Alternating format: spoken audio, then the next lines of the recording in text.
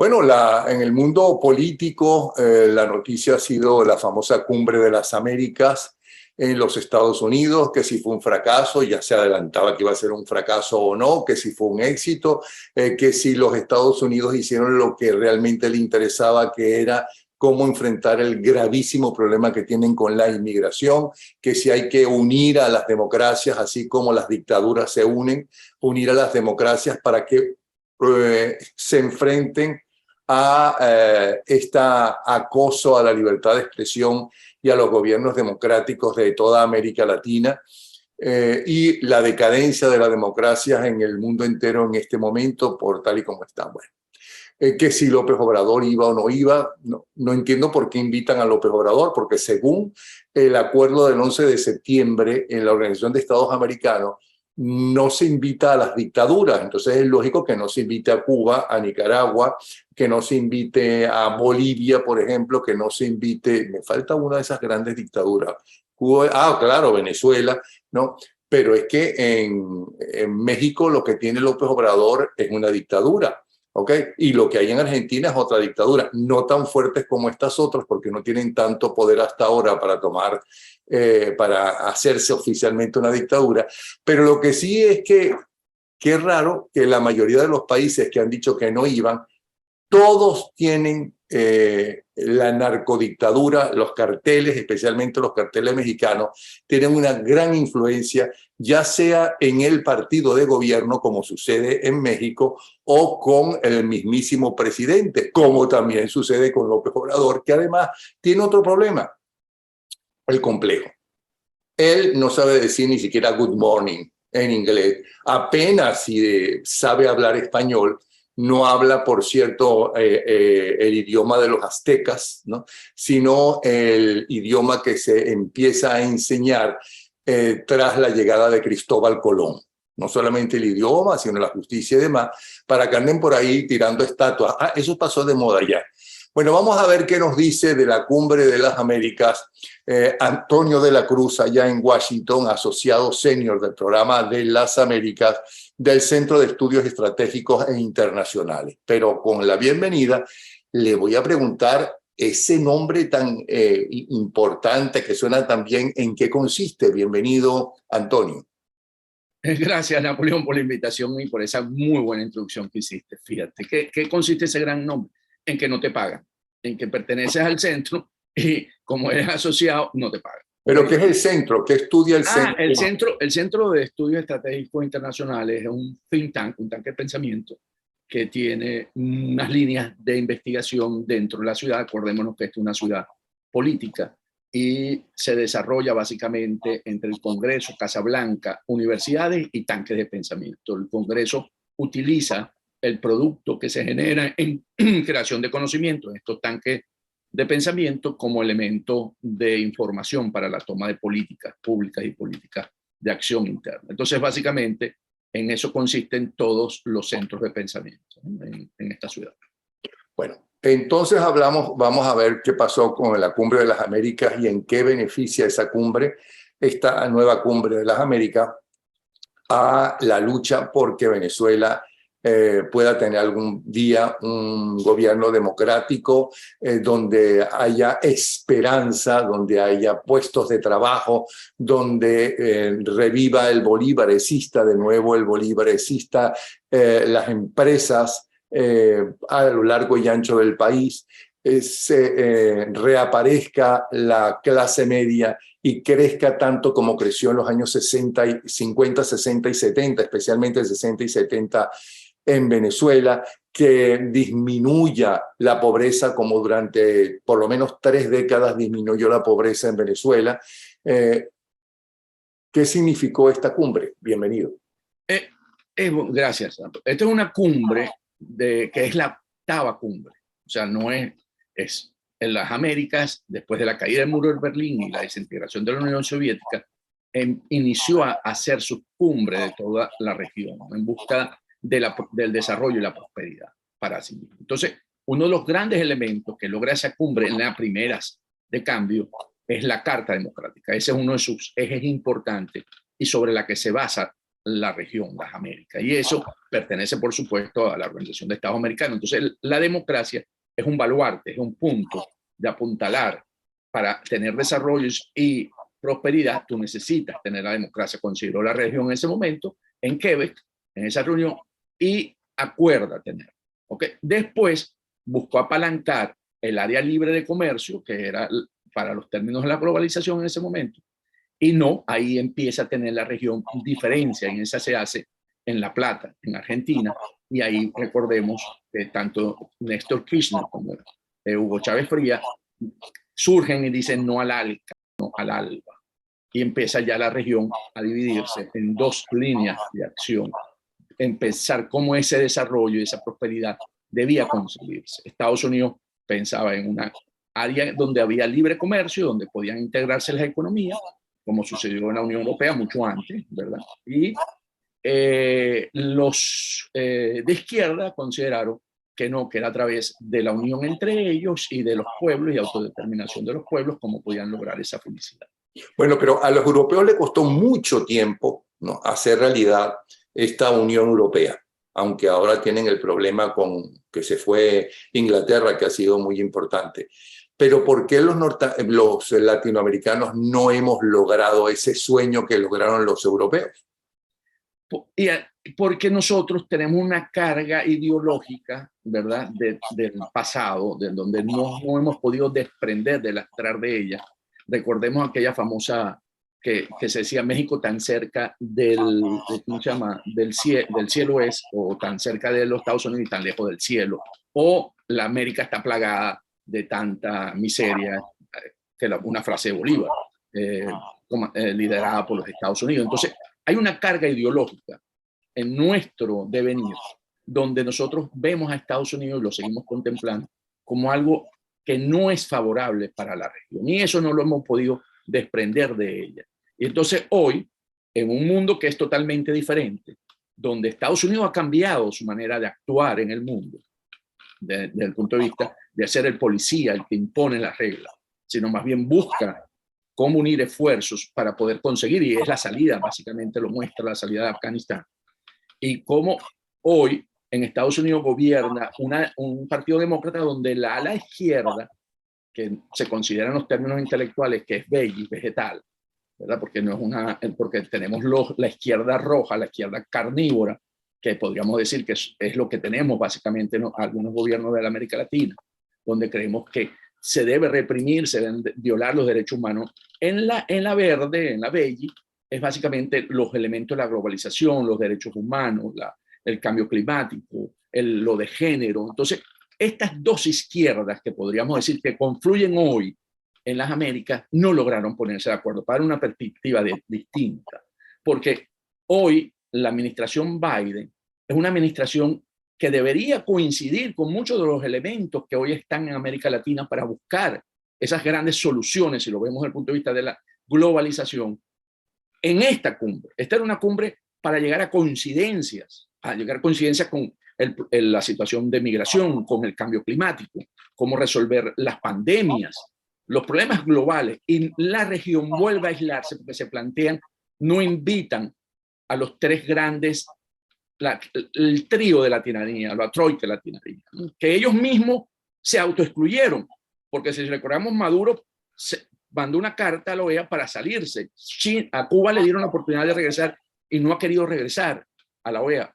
Y Nicaragua ya introdujo la carta para retirarse de la OEA. Pero entonces, es que además en ese acuerdo del 11 de septiembre se quedó que todas esas cumbres serían entre países democráticos y que no se van a invitar a dictaduras.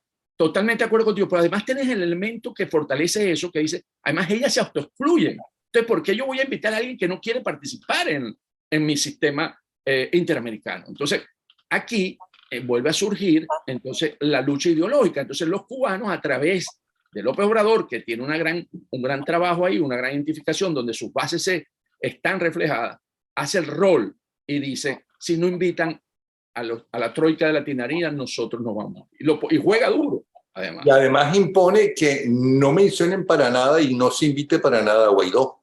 Ok.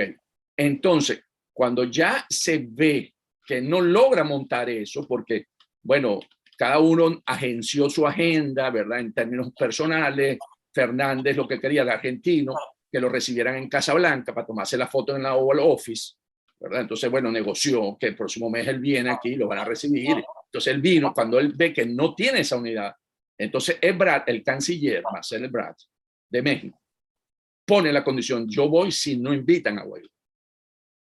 Entonces, Estados Unidos vuelve a entrar, porque aquí había una discusión entre Casa Blanca y el Consejo Nacional de Seguridad, que pertenece a la Casa Blanca, y perdón, Departamento de Estado y Casa Blanca, a través del Consejo de Seguridad Nacional, de cómo manejarlo de Guaidó. El Departamento de Estado consideraba que debía ser invitado. Y el Juan González, que es el director para el hemisferio occidental del Consejo de Seguridad Nacional, que fue el que visitó a Maduro en Miraflores, consideraba que no debería ser. Pero ¿por qué si las grandes democracias del mundo y las más importantes democracias del mundo consideran que el gobierno legítimo que hay en Venezuela está representado por Juan Guaidó? Sea bueno o malo su trabajo, lo que tú quieras, pero Juan Guaidó no es otro. Totalmente de acuerdo contigo. Lo que ocurre es que aquí entonces empieza la política interna dentro de los propios Estados Unidos, donde un Juan González considera que él puede resolver la crisis política. Bueno, cuando digo él, creo que es Estados Unidos, por supuesto, él no es la Casa Blanca. Consideran que pueden resolver la crisis yendo a México. Entonces la gran apuesta de esta administración es que en México, sentando a Maduro, pueden conseguir ese camino de la transición y una solución política a la crisis en Venezuela. Entonces, no querían. Y de hecho, fue tan fuerte que los caribeños también pusieron esa condición, los de CARICOM, de que si invitaban a Guaidó, ellos tampoco. Entonces, jugaron un poco a buscar una figura que satisfaciera como a los que pudiesen venir para que hubiese una cumbre representativa, que llegaron a la final 20 jefes de Estado de los 35 que hay en la región.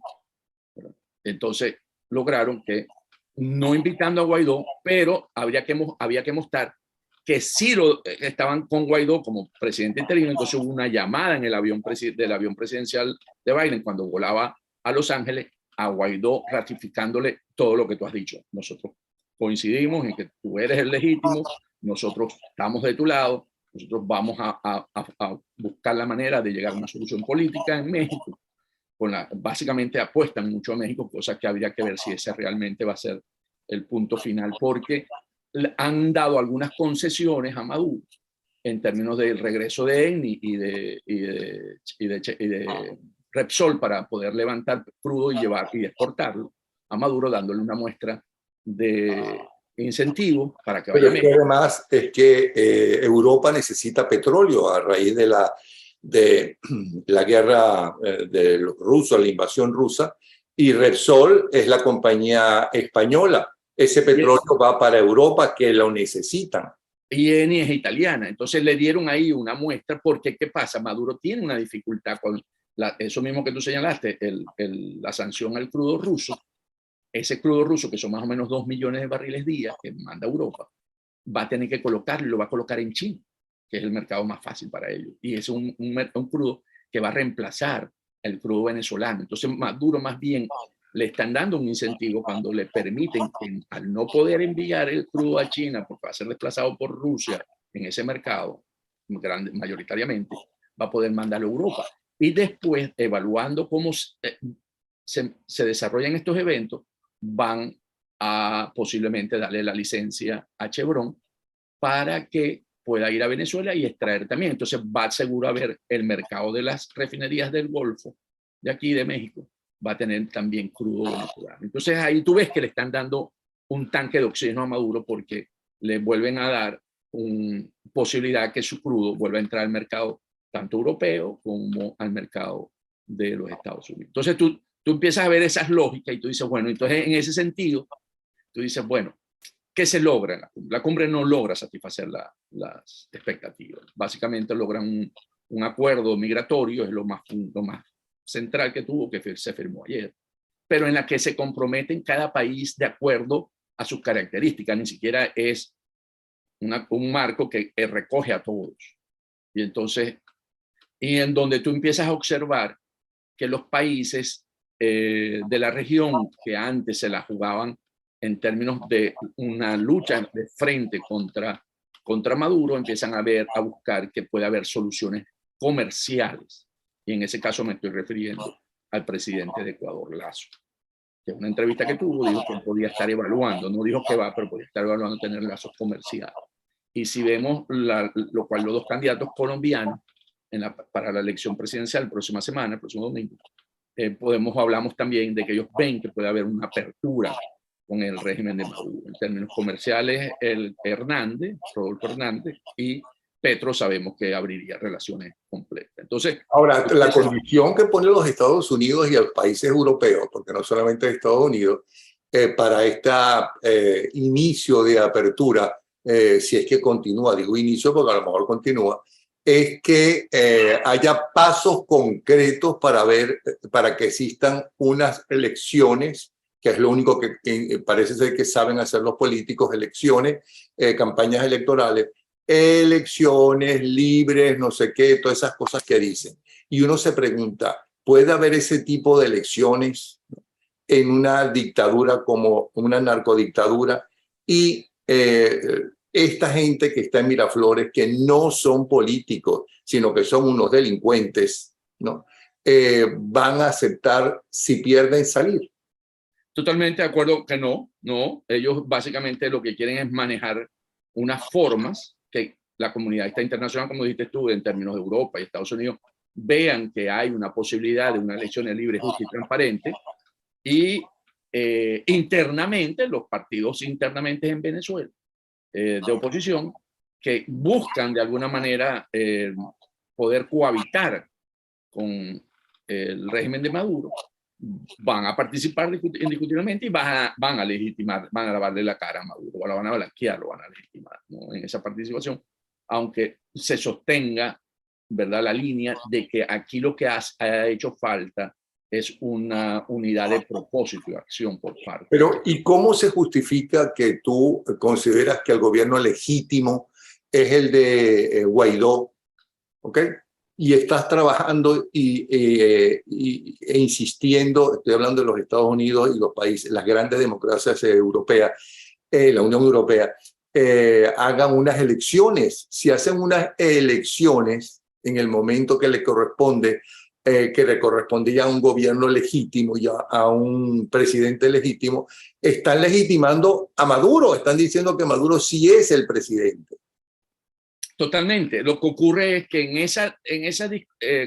ese reconocimiento a Guaidó están asociadas una serie de acciones en estos países, en Europa sobre todo en Estados Unidos y el Reino Unido, que tienen acciones específicas sobre activos de la nación, que es Citgo, en gran activo de la nación en Estados Unidos, Citgo, y en Inglaterra es el oro que está en el banco. Entonces, el reconocer a Maduro implica que él tendría acceso a estos activos, y como se conoce que es ese régimen, lo que usa los activos es para mantenerse en el poder, ¿verdad? No le importó endeudar a Citgo con Rosneft la mitad de las acciones. No le importó vender la refinería que teníamos en el extranjero, eso en la época de Chávez, con una política de internacionalización que permitía que el club venezolano pudiera tener estos mercados. No le importa, porque lo que lo hacen es básicamente buscar recursos para poderse mantener en el poder. Entonces, como esto está asociado, para los Estados Unidos reconocer que Guaidó deja de ser el interinato le cuesta, porque una vez pierde la legitimidad en términos de tener los activos aquí. Y para el Reino Unido es lo mismo con respecto al oro, en que son más de 1.100 millones de dólares. Entonces, tenemos asociadas dinámicas en las que no va a ser fácil reconocer. Por eso los Estados Unidos sostienen insistentemente, nosotros reconocemos en el discurso a Juan Guaidó como presidente interino de Venezuela.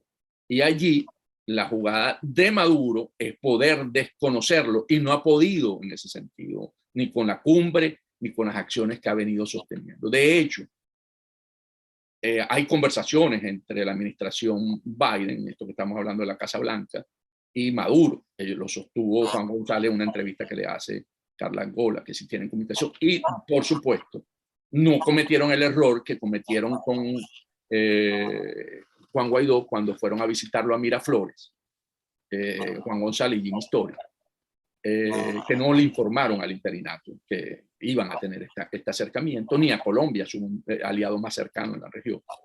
Y entonces generó solo una serie de malestar y le dijeron a Maduro que iban a tener una conversación con Guaidó en esos términos. Y es cuando Maduro le montan la agenda internacional, porque había que sacarlo, porque se sentía que no se le estaban cumpliendo, y sale a Turquía, y sale a Argelia, y sale a Irán. Entonces le montó una gira internacional como para poder mostrar también que él tiene la legitimidad, porque es ese juego de narrativas en la que hoy cae la parte política, porque la política es percepción y la percepción es realidad.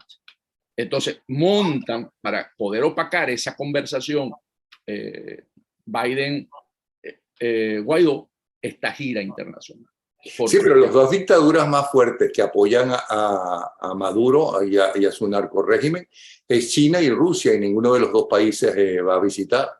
No, claro, era una gira para poder opacar. No, por supuesto, ahorita Putin ni lo puede hacer, no lo puede recibir, está metido en tal situación con Ucrania que no tiene tiempo para atender a alguien bueno, que pero Putin, perdona, Putin ha recibido a lo largo de toda esta invasión a un montón de gente. Sí, pero Putin no respeta a Maduro, no le tiene ese respeto de que calce ese perfil de que él pueda. O sea, una foto de ahorita de Putin con Maduro no le agrega valor. En ese sentido, sí lo ha informado, le ha dicho, recordemos que ha tenido videoconferencias, pero recibirlo en el Kremlin no. Y China tampoco. China está ahorita en una situación de COVID, ¿verdad? Que volvió a coger fuerza y tiene a Taiwán en la mira. Sigue pensando en anexar a Taiwán. La reunión que acaba de suceder en Singapur entre los dos ministros de defensa, chino y los Estados Unidos, le volvió a decir China, nosotros vamos a hacer todo lo que podamos hacer de tomar China, Taiwán, si Taiwán se declara independiente. No nos provoquen porque lo vamos a hacer. Se lo digo como alerta ya el ministro de Defensa, al ministro de Defensa chino, al ministro ruso, el ministro, perdón, de los Estados Unidos, de Defensa de los Estados Unidos. Entonces, encontramos que la geopolítica hoy en día está muy, muy difícil, porque entonces Maduro no entra en ese juego geopolítico realmente. O sea, Maduro hoy tiene una relación interna en América Latina, sí tiene una relación porque tiene a los caribeños que a través de Petrocaribe sigue ejerciendo, y además con este regreso de las transnacionales, de las petroleras internacionales a Venezuela, le va a dar pulmón otra vez para poder apalancar a los caribeños, volverlo a tener alineado. Recordemos que le acaba de condenar deuda de unos 30 millones, donde en Venezuela se necesitan ese dinero. Ahora, y por otro lado, Guaidó, el gobierno interino, el único poder que tiene, y que es fuerte evidentemente, es el reconocimiento de las grandes democracias, de todas las democracias europeas, no importa que son de centro, si son de derecha, si son de izquierda, y los Estados Unidos y Canadá. Ese es su poder, pero poder militar no tiene. Poder legal dentro del país no tiene. O sea, ese es el gran poder. Su gran poder es eso, la legitimidad que le da a estos países que lo reconocen, y que tiene que buscar cómo lograr llevar. Cuando uno vio la actuación del presidente Zelensky en Ucrania contra Rusia, en la que la democracia, en que inicialmente más Estados Unidos le pidió que abandonara el país para protegerlo, y él dijo, no quiero que me saquen, sino que me dejen y me den armas. Y un pueblo se puso alrededor de él. Claro, él estaba en el poder en ese momento, él ejerce el poder y lo puede hacer, pero ves determinación, ves que hay una unidad de propósito, de acción en todo, y alineado, y empieza él a tener esas conversaciones con los parlamentos europeos, las conferencias por vía internet, ¿verdad? Y empieza a pedirle y a mostrar la realidad, y empieza a invitar a los primer ministros y a los presidentes a visitar Kiev. Entonces tú ves que hay toda un proyecto de cómo anexar, ganar adeptos que en un momento estaban tímidos. Hasta Alemania inicialmente estaba muy tímida, y al final Alemania toma la decisión de apoyar a Zelensky y al pueblo ucraniano. Entonces, cuando tú ves esos ejemplos, uno tiene que replantearse, porque como tú dices, hay un apoyo de países democráticos, y se convierte la lucha entre Rusia y Ucrania entre las democracias, lo que es la esencia de Occidente, y la autocracia, la dictadura. Y ese mismo escenario es el que hay que trasladar a nuestro país, en el que hay una lucha contra la dictadura por defender la democracia y hacerlo en esos términos para poder conseguir alinear de nuevo a los factores que apoyan a Guaidó y poder enfrentar de una manera única al régimen de Maduro. Y ahí yo pienso, Napoleón, que vamos a decir, las recomendaciones que dejó la Unión Europea para que en Venezuela haya unas elecciones libres, justas, debería ser lo que se debería pedir en una sola voz por parte de Estados Unidos y la Unión Europea. No se necesita más, porque ellos lo pusieron clarito en ese último documento que ellos produjeron. Y porque necesitamos montar en esto, tú sabes a quién, al español, ¿verdad? Que es el ministro, no es el ministro, pero se llama como el ministro de Relaciones Exteriores de la Unión Europea, ¿verdad? Borrell, Josep Borrell. Porque Josep Borrell, porque él es izquierda veggie también de caviar. Entonces él cree que en Venezuela la cuestión se puede lograr de otra manera, ¿no? Mientras él cree que en Rusia y Ucrania hay que enfrentarlo y hay que mostrarlo, en Venezuela podemos llegar a una solución con un narcoestado, como siempre lo has señalado tú, en la que tienen los recursos, en la que tienen las armas, de una manera, de una transición como si estuviéramos en la época de la revolución de los colores. Sí, pero el gobierno interino, con todos los defectos que le añaden, porque los venezolanos solamente vemos defectos internos y maravillas externas, que siempre hemos sido así, ¿ok? No sé si lo heredamos justamente de la conquista, pero así somos la mayoría. El gobierno interino logró el reconocimiento de todas las grandes democracias del mundo. Eso fue un trabajo y fue un gran éxito, empezando por el reconocimiento de Estados Unidos y que tanto demócratas como republicanos, ¿no? se alzaran en el Congreso de pie a aplaudir la presencia de Guaidó. Eso es un gran logro, pero Guaidó no tiene esas armas, ni está en el poder real. En Venezuela hay dos presidentes, nos guste o no. El que tiene el poder real, que es Maduro, que está en Miraflores, y el que tiene el apoyo de las democracias internacionales y la posibilidad de que todos esos países amigos y que lo apoyan le hagan sanciones muy graves a la narcodictadura, que es Juan Guaidó. Más nada. Totalmente de acuerdo. Yo creo que entonces hay que utilizar la presión y por eso hay que seguirlo arrinconando, el haber permitido autorizar a estas empresas de sacar crudo, porque si sabemos que no puede mandar crudo, va a tener competencia en el crudo venezolano en Asia, le sigue recortando y además tiene congelados los fondos que tenía colocado en los bancos rusos, porque Putin tomó esa decisión. Entonces tú lo que tienes es que seguir ejerciendo una gran presión para ver hasta dónde, y ahí tiene que estar en un solo bloque, como está en Ucrania, Europa. La Unión Europea tiene que estar acompañándolo porque hasta ahora la gran presión la ha hecho los Estados Unidos. Ahora bien, para la historia, ¿cómo quedará esta famosa cumbre en Los Ángeles?